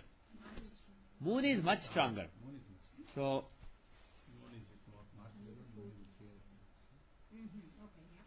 so Kanya, right? So you take Virgo, and where is A4? Third from it. A4 is the third from Moon, Scorpio. So the trines from one of these can be the killer for mother. So what is the dasha running right now? Scorpio is running right now. Is that a killer sign? Is that a killer? Is there potential for killing mother? Huh? Yes. Why? Is it trines from... It's a trine from A4. It's not trine from Moon, but it is a trine from A4. What is the trine from A4? A4 is here, right? Or in the North Indian style here. Okay. So Scorpio is A4. Yeah. It's in the first house. First house itself. So compared to all the trines, basically that house itself is even stronger. So it is the A4. So it can basically potentially bring death of mother. But the Scorpio runs till 2013. Right. This is basically not for timing, pinpointing mother's death. Yeah. Actually, using Soladasha, it is possible, but we will never ever go into that. So we will not do that. All we will do is basically some sanity check. This is only sanity checking. Is there some potential or not? So that's all we are seeing here. Okay. Sir, why did we see the Sthirakaraka Moon or Mars and then we said it's Moon, but what did we use that for? Oh, we could have used it. Suppose it was Kanya Dasha instead of Scorpio. It would have been even stronger candidate for killing. Okay, so that's not the... Basically, the trines from the Sthirakaraka are the trines from A4 are the killers. So there should be some link both the ways. When you say trines, it's 1, 5 and 9. Yeah, 1, 5 and 9. So here it contains one trine lord from the Moon and it is A4. It is a trine from A4. So there is a link between the two. Okay? How is Moon a trine from A4? Not Moon. From Moon, if you take the trines, they are Virgo, Capricorn and Taurus. So Lord of Taurus is Venus. He is the Lord of one of the trines from Matrakaraka. He is in A4. So that particular sign Scorpio has a link with A4 as well as link with a trine from A4 as well as link with a trine from Moon. So it is basically linking the two. So there is a chance, there is a decent chance of some suffering to the mother or even death of mother during this particular dasha. Scorpio is a good 9 years. Yeah. So from 2004 to 2013 there is some chance. Now let us see now we are done with this. Now let us see the dashas. What dasha applies in this case? Just Vimshotri, right? We use Vittala several times. I think only Vimshotri. Let us see Navamsha.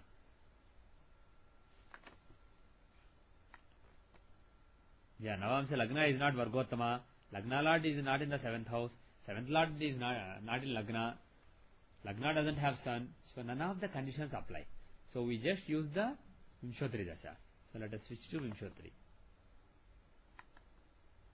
So Vimshotri Dasha from the Moon. So what Dasha is he running? He was actually in Dasha Chidra. He is in Dasha Chidra, which means basically the boundary of two different Dashas. Usually Dasha Chidras are difficult times when there is a lot of changes going on in life and it is difficult to cope with. So he is in Dasha Chidra, point number 1.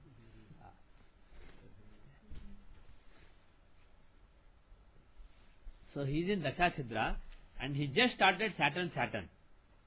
So right now he is running Saturn. He is fully under Saturn's influence. And let us see the Dvadashamsa now. Right? Actually, before we do that, when we want to see suffering or death of either the person or a family member, should we always use the normal Vimshotri, or can we use the variations like Kshema Vimshotri, Adhana Vimshotri if they are stronger? We never use them. Pardon me? We never use them. We never use them. We never But use them. But if you are trying to time death, either of the native or father or mother or brother, etc., those dashas can work better than Vimshotri when they are applicable. Okay? So let us see if any of them is applicable. So if you do the Vimshotri seed strength comparison in the Jehora, how many are in Kendras from moon? 5 planets are in Kendras from moon. You see here. Right? What about Utpanna Tara? Only 2. What about Kshema Nakshatra? Only 2. What about Adhana? Only 1. What about Lagna? Only 1. So, Janma is the stronger. So, we did this exercise for no use basically. But, had Kshema been stronger or Adhana been stronger, you can use Kshema and Adhana for death. That Okay. is, if you had more planets in them. Yeah, more planets in them. Suppose Janma Nakshatra had only 2 planets in quadrants from it, whereas Kshema Nakshatra, let us say, had 5 in quadrants from it. Still, for all general results in life, you would use normal Vimshotri. For death, you would have used the Kshema Vimshotri. We usually don't check them, but it's a good idea to check. In my experience, they work better as Ayur Dashas. As Phalita Dasha, you give weight to the normal Vimshotri. So if you do that, it is still Saturn. So Saturn is giving some suffering to the mother and the possibility of passing away. How is Saturn for mother? How do you see? Pardon me? Yeah. So to see the mother, we use Graharudha, right? Where is L4? Where is L4? 9,000. L4 is in Sagittarius, right? So in the North Indian chart it is here, Sagittarius, ninth sign, Sagittarius. So that is the Lagna that you should take if you are judging how the time is for mother. So how is Saturn Dasha? Jupiter is actually much better. He is Lagna Lord in the 10th house. But if you take Saturn, how is Saturn? Second and third lord. Pardon me? He is the second Lord in the 3rd house. Ketu is the 12th Lord. Fine. So, what are the houses of death? 12th house? Second and seventh. 3rd and 8th are the houses of houses that basically sustain the longevity. 3rd house gives you vitality, and the 8th house gives you long life. And any weaknesses there will basically rob your vitality and your longevity. Okay? Similarly, the 2nd house and the 7th house, they are the 12th from 3rd and 8th respectively. So they show loss of vitality. 2nd shows loss of vitality, and 7th shows loss of longevity. So, the 2nd house and 7th house are particularly important, and 3rd house and 8th house, when they are weak, when they are afflicted by malefics, or when they are robbed of their strength, again they are also bad. And I told you earlier, 3rd Lord in 2nd, 2nd Lord in 3rd, 7th Lord in 8th, 8th Lord in 7th, this kind of combination should be watched for. And here, who are the strong markers? Mercury is a very strong marker. Why? Seventh Lord in 7th house. Seventh Lord in 7th house. He is the 7th Lord in the 7th house. So for mother, Mercury is a very strong marker. If you see, we saw another example last class. Husband passed away. When we saw the Navamsha and we saw the L7, 7th and 2nd were involved, if I remember right. So always 2nd and 7th are involved. So 7th Lord in the 7th, definitely he is a strong marker. So Mercury is one marker. Who is the 2nd Lord? Saturn. And where is he? He is in the 3rd house. So 2nd Lord in the 3rd house. And he is also the 3rd Lord. So he has a mixed agenda. Give the vitality, at the same time take away the vitality. But His placement in the third house, is it good for third? I think third Lord in the third would give vitality. Right. It's strong. Right. Yeah, But he's also a second lord. right. But he is Saturn. He first of all he is second lord in the third. And Saturn being the third lord in the third house, is it good? In general, Saturn in third is good. But third lord in third, is it good for third? Any other planet good. But for Saturn, first house is Manakaraka Sthana. So if you take third house as Lagna basically, from the third house is in Manakaraka Sthana. I told you earlier, if a planet is in Manakaraka Sthana from its own sign, for example, let's say Jupiter is in Taurus, is it good for Pisces? He is in Manakaraka Sthana from Pisces. Forget whatever Lagna is, irrespective of the Lagna, taking Pisces as Lagna, his own Lord is trying to kill it. He is in Manakaraka Sthana from it. Similarly, let us say Venus is, let us say, in Pisces. It's not good for Libra.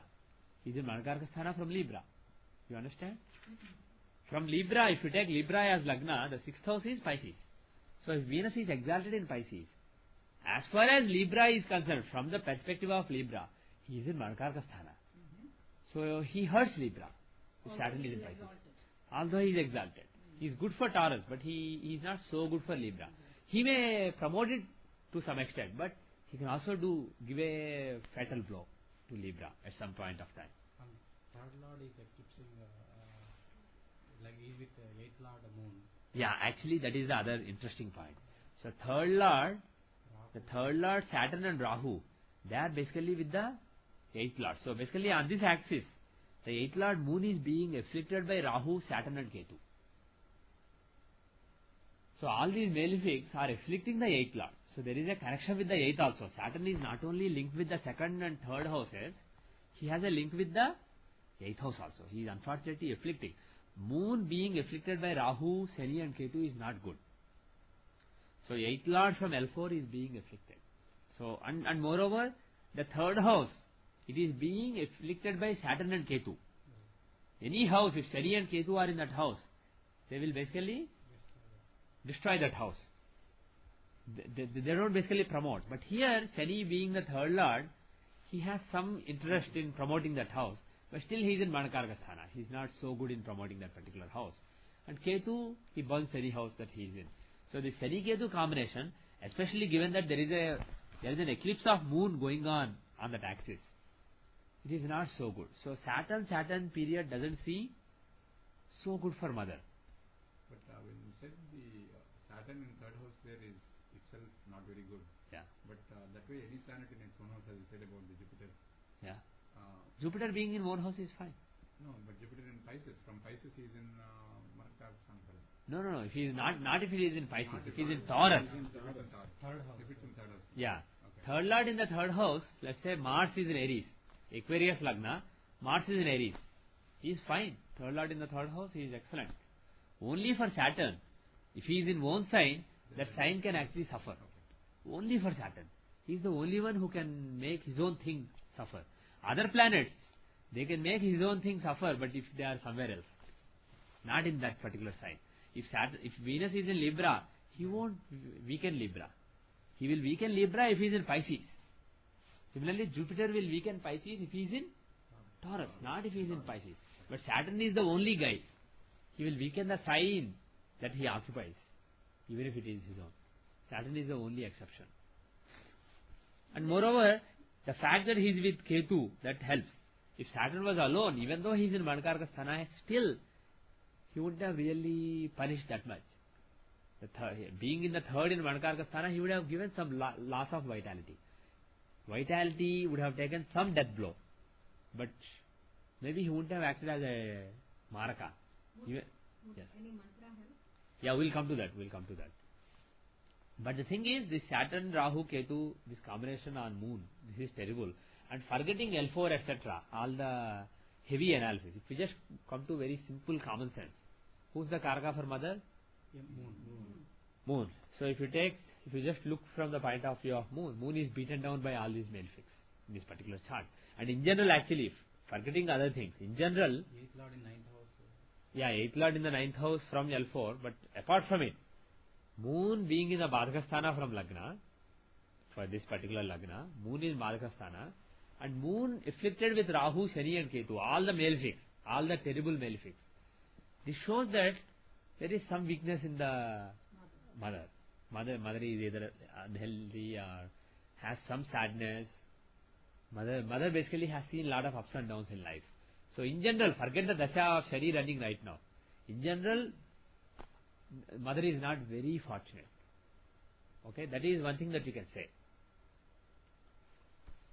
That is a general result, and particularly here in Saridasha or Rahudasha, particularly those results can come to the front.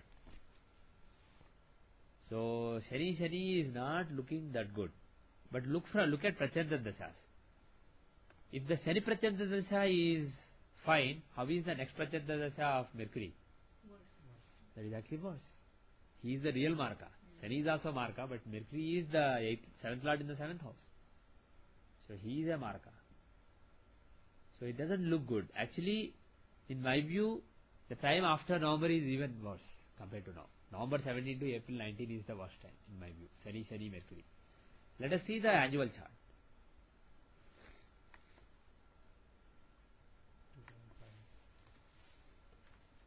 Let us see the annual chart that is running right now. Who is the ruler of the year? Ruler of the year is Mars. And how is this year? Where is L4? L4 is in Virgo. That means we took Mars to be stronger. I see. Okay. So how is the time right now? From L4, how is the time right now? It's, why is Mars stronger? It's, What is the house of diseases? Sixth house? What is the house of diseases according to Parashara?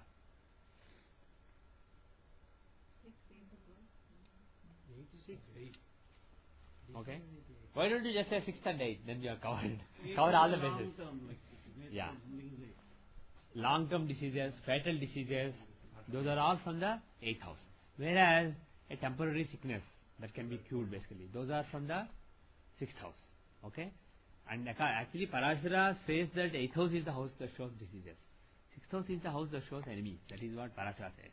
But we normally use the 6th house also for diseases.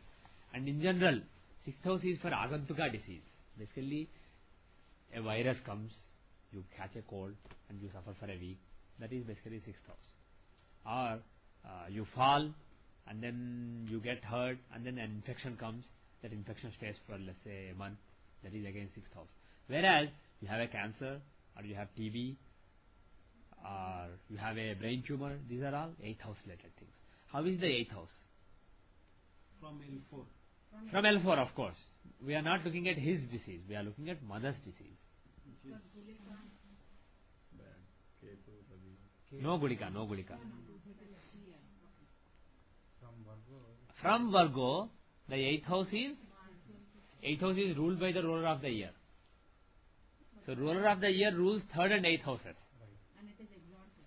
Actually exalted but with retrogression. So equivalent to debilitation. So that is actually not that bad. But still he is the 8th lord. He is the ruler of the year, he is the 8th lord. At least is the 8th house good?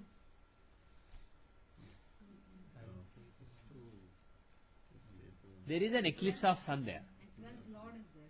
Yeah, 12th lord being in 8 is not that bad. It is Viparita Rajoga. but Sun is exalted. Right? Yeah, but sun is exalted. Moreover, he is being eclipsed by Ketu. And Rahu is looking at him. And Mars is also having Graha Drishti on him. So sun is with Ketu, Rahu and Mars are aspecting him. So there is a strong problem in the 8th house. And what is sun's agenda? Sun in the 8th house can give disease, but what is his actual agenda? 12th house is in the 12th house. What is 12th house agenda? Imprisonment, hospitalization, being immobile, being limited to a particular place, house arrest. These are all the results that the 12th Lord wants to give. Also moksha, sadhana, moksha. These are the results that the 12th Lord wants to give. And being with Ketu in the 8th house, he can basically give a disease. And especially when tamasic planets like Rahu and Ketu and Saturn are involved, it can be cancers. Cancers are unlikely to be caused if there aren't any tamasic planets. Cancer is a tamasic disease.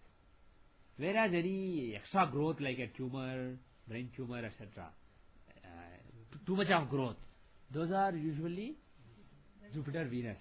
Oh, those are Jupiter. Yeah, Jupiter, Venus should be involved.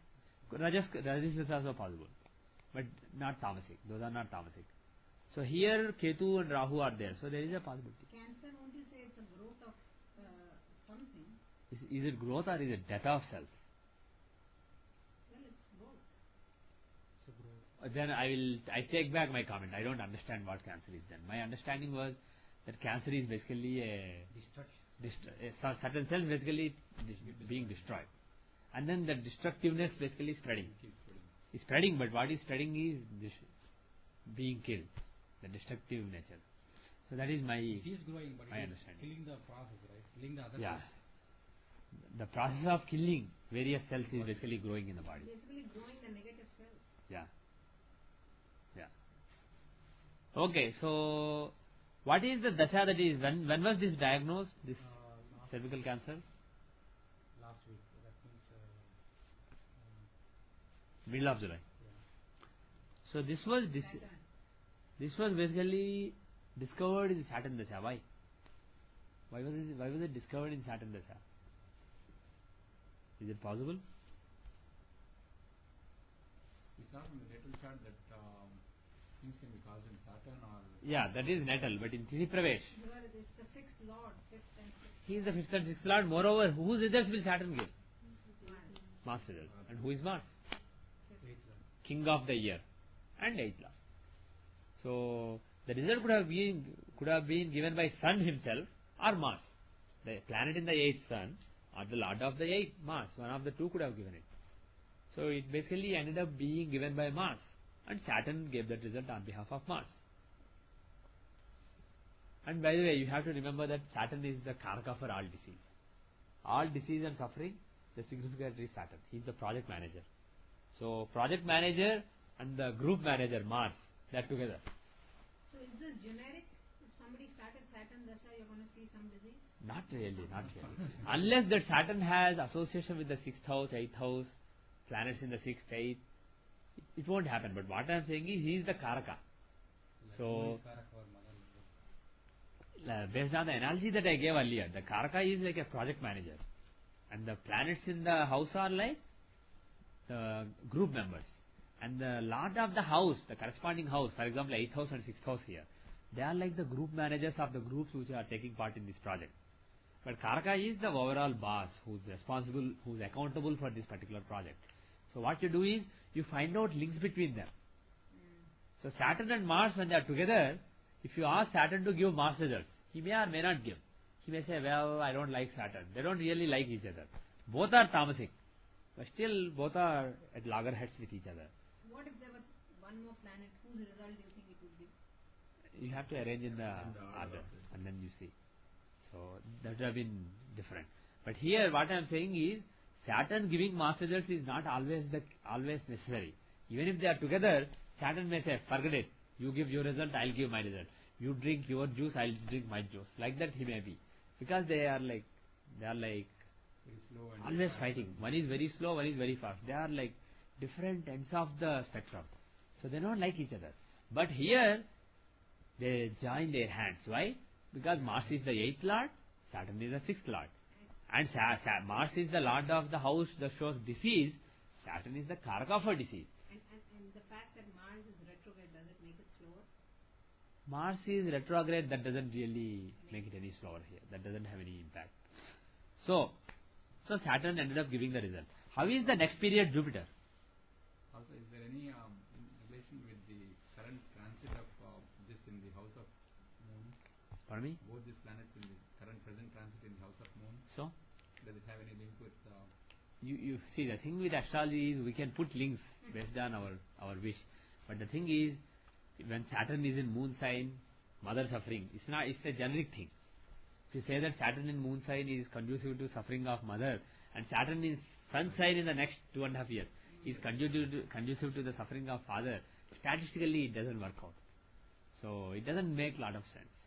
But you can look at transits. Can look at transits for this chart. For this particular chart, how is his where is his L4? L4 is our reference for mother, right? How is his L4? Second house. No, where is it? Do you remember? In his natal chart. Not this chart. Natal chart. Natal chart, he had Does a anybody fifth remember where L4 was? house. No, which sign? Which sign was L4 in? Remember, Saturn and Ketu were in third from L4, right? Yeah, Aquarius. Aquarius was the third house. Mm. Where was L4? Sagittarius. Aquarius. Sagittarius. Right? So if you remember, his natal L4 was in Sagittarius. And this transit is in 8th. Actually, let's go back to the natal. So where was Saturn transiting? All this while. In, So from L4 in Sagittarius, Saturn is transiting in the 8th house. So from L4, Saturn's transit is not good. And Mars his dasha started recently. Pardon me? and Mars is also right. Right now, yes. Right now, so Mars and Saturn are both at this time, basically they were transiting in Cancer. So that wasn't good. And at that time, Saturn dasha started. And Saturn was in the 8th house. So that basically increases the chances. So like this, you can look at the transits also. But for that, use the natal chart. Use the natal. Yeah. And don't use Cancer being moon sign. Just use the 4th house, L4, etc. in this particular chart. That is more logical. Okay? Would the Mahamrityunjaya mantra have? Yes, we'll come to that. Now, so we need relief from Saturn. What can be the relief? What can you use for relief?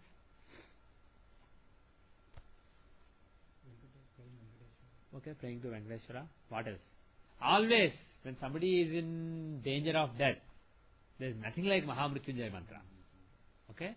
So you can chant the Mahamrityunjaya mantra 108 times for her every day, if you can. Take her name in the beginning, basically. Say Sankalpam. I want my mother's good health and longevity. And then do the Mahamrityunjaya mantra. That will definitely, if it doesn't avoid the death, it will at least make it better and also give better gati after that. So Mahamrityunjaya, and there is a chance of actually saving also. I know one person, he was a young man. Suddenly they discovered he was catching cold very frequently, and then they discovered that he had some kind of blood cancer. And then doctors said, well, it's a little advanced, and he's going to live for maybe 3 or 6 months. There is a slim chance of survival, but it's almost zero. So 3 to 6 months he will survive. That's what they said. And then his sister, they were doing the Mrityunjaya mantra, and actually several pujas were done for him, and that person survived. He is doing fine now. Did he have a bone marrow transplant? Not transplant, but he went through some chemotherapy, etc. And that worked? Yeah, that worked for him. He's just lucky. He was a very healthy young man. And interesting thing is, he is in his 30s now, and his parents were putting pressure on him to get married, but somehow he didn't want to marry. Somehow, basically, internally, he knew that something like this was going to come. He's a very nice person, very spiritually advanced kind of person. Even though he doesn't do a lot of pujas, he's a very spiritual person internally. So he basically postponed getting married, and then he went to an ordeal for a couple of years. It didn't take like 6 months. After 3-6 months, there was some relief. But for him to get fully cured, it took him 2-3 years. And now he is also the chemotherapy made him so weak. So now he is slowly coming back to his normalcy. He's doing he's going to work, he's doing regular things, and then he's even exercising now. He's basically back to normal. Did you see it in his chart that he would be able to survive? Actually, what I told his sister when his sister came to me was, it's very critical. Next 6 months are critical, but if he survives these 6 months, there is a very good chance that he will do fine later. The thing is, this guy has a lot of excellent karma to be done. So the thing is, when somebody goes very close to the death, if they make a vow, I don't know if he did or not, but I'm in general saying, if they make a vow, I'm just going to dedicate my life. This is not my life. This is her life or his life. I'm going to dedicate it and do whatever he or she wants. There is a chance that you will survive, even if it's a very terminal disease. If you really have the devotion, but then you have to dedicate your life to that particular cause later. So my feeling is, this person, now that he survived, he will do some really, really big things for Hinduism in the next few years. That is my feeling. Anyway, so the bottom line is, Just because doctors say 3 to 6 months maximum doesn't mean it's 3 to 6 months. The person can go on to live another decade. That is not impossible at all. So let us operate on the basis of hope that there is some chance. Because if you say, well, you say Margadasha running as per Shola, Margadasha running, this annual chart also looks good, so he's going to die, then there's nothing basically productive in it. On the other hand, if you suggest something, then there is productive. Actually, before I do that, let us see, is there a chance of death this year in this annual chart? We saw it in the natal chart, but is there a chance? But that was 9 years long. And even the Shani, even the Shani Antardasha is a couple of years. And we said that Shani Mercury is stronger candidate, basically after November. So let us see in this Tithi Pravesh chart, is there a chance of death? Is the 7th house strong? Not really. 7th Lord Jupiter is with the 9th Lord Venus. We don't really see any strong Maraka combinations. We see combinations of disease because 8th house has Sun and Ketu. And 8th Lord Mars is with Shani. But we don't see the strong possibility of death in this particular year's chart. How is the next year? But Rahu, 6th Lord in 2nd house. Pardon me? Rahu. Rahu, yeah. 6th Lord in the 7th house. But I would consider that to be a Maraka combination. Any malefic in the 2nd house is capable of killing. But I'm not really that concerned about it. Had he been the 7th Lord in the 2nd, it would have been more, or 3rd Lord in the 2nd would have been more concerning. How is the next year? Where is L4? L4 is in Pisces. Are there any strong Marka combinations in this year?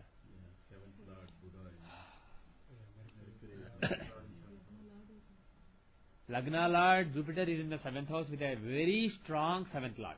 And the same Mercury, his Antardasha will start around October. October, November, I don't remember exactly, in the natal chart. And he is a strong Maraka in the natal chart also from L4. And the 2nd Lord Mars is with the 8th Lord Venus. 2nd and 8th Lords are together in the house of protection. In the house that is supposed to show protection, even though Mars is also the 9th Lord, he is the 2nd Lord too, Maraka, and he is with 6th and 8th Lords. So protection is being weakened by the 6th and 8th. And moreover, Marakasthana is so strong. Unless the 2nd or 7th is very strong, death is very unlikely. So my feeling is, even though they said 3 to 6 months, it's probably not 3 months, it's more like 6 months, or probably even more. My feeling is next year is a very strong, there is a very strong chance. So basically, let's not figure out the Dasha next year, but let us say until this October, chance is very little of death. But from this October to next October, there is a strong chance. Now, let us see what are the remedies that can work. So, Shani and Mercury, right? Shani is the Dasha Lord and Mercury is the Prachanta Dasha Lord. And also the Maraka in the annual chart. So, we have to do something for Shani and Mercury. So, Mrityunjaya Mantra, definitely one thing. What else can we say? Yeah? Buddha. Venkat Narayan. If it is Buddha, Venkat Narayan, okay. That is Annamaya type. Yeah. If it is Buddha, what can you suggest? Some Vishnu form. Which Vishnu form can destroy death? Which Vishnu form can destroy death? How is Mercury in the natal chart? With Mars. So who can you suggest? Narsimha.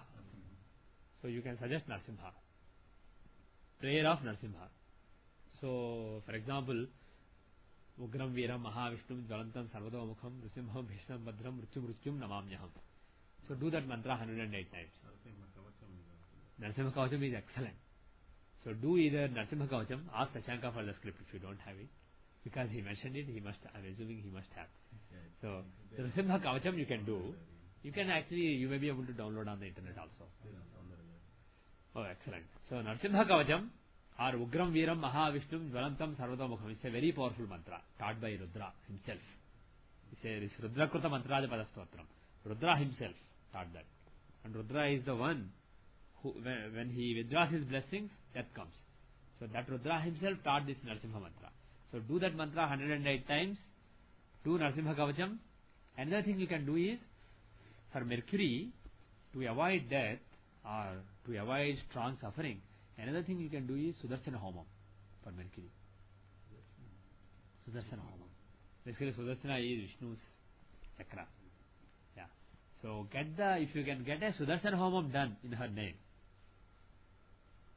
okay, and it is a good idea when the Homam is being done. If the person is physically there, it's a good idea. Physically breathing some smoke from the Homa, that is a good idea, instead of doing it remotely. So if you can get a Sudarshan Homam done near her, that is a very good idea. So I will suggest Sudarshan Homam, Narsimha Kavacham, Rudrakrudha Mantrajam Mantram, Narsimha Mantram, and then Trambakam Vajamahe, do a mala every day without fail. I will read those two mantras. Om Triyambakam Yajamahe Sugandhim Pushtivardhanam Urvarukamiva Bandhanan Mrityormukshi Yamamrutat Ugram Viram Mahavishnum Jvalantam Sarvato Mukham Narasimham Bhishanam Bhadram Mrityum Namamyaham.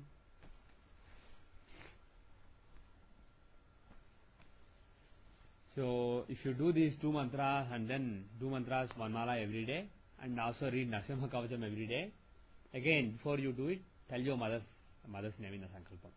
Just say a Sankalpam. You don't have to say it in Sanskritam. If you can, you can.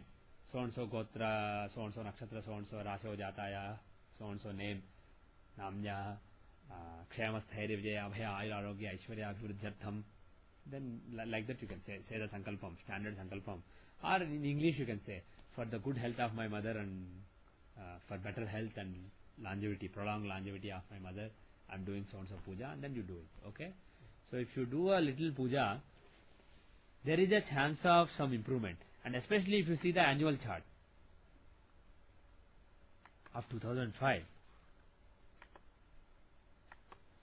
If you see Jupiter, yeah. Sometimes these pujas can work miracles, right? Yeah, they can. Puja and prayer. They can do miracles.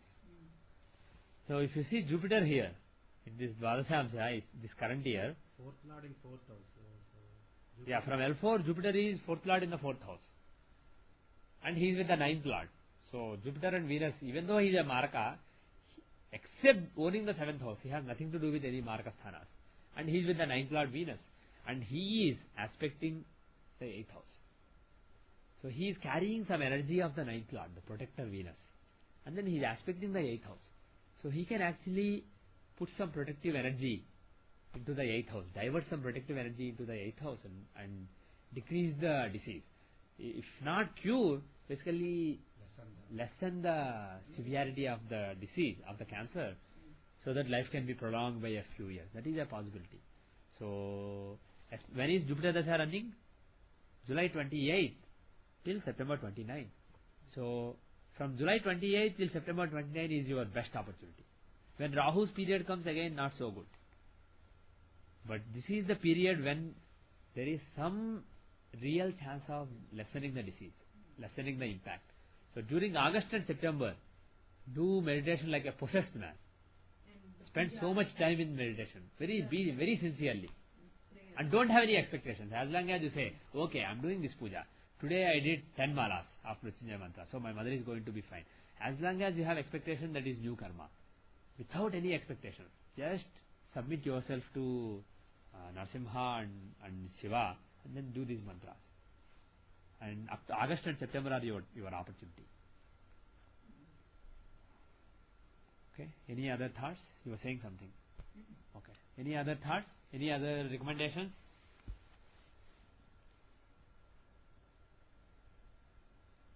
Okay. So with that we will end for today. Hopefully we hope that your mother's life will be prolonged by a few years, because of it's basically a litmus test of how much meditation you do in the next 2 months. So leave it to the God and do your best. All the best. Okay. So we will end for today. In the next class we will continue our remedial measures discussion from BPHS. Next class, are you here or you are? Oh, next class I am here. Is there anything special? Yeah, I am here. Going to California. No, the week after that. By the way, I will not be here on the weekend of August 5 and 6. I will be teaching Tithi Pravesh in California, in San Jose, in Sunnyvale. So I will be going to the LJC conference. So Saturday and Sunday I will not be here. Maybe Narayan can take, his parents are here, so if he is busy with them, maybe we will cancel the class. I will check with Narayan and tell you in the next class what will happen in the August 6th class. I will tell you whether the class is there or not. But next class is there. and we will continue this discussion. We'll read BPHS for half the time and the other half we will. I wanted to We'll see take if an we example. could rectify a chart. We'll probably wait till next class. Yeah, you are in the queue. You are first in the queue. So next class we'll take up yours. Okay? Okay, thank you. So with that I will end today's class.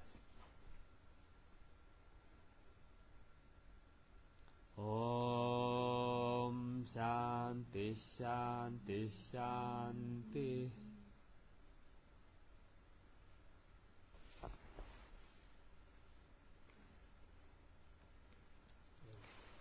This is big.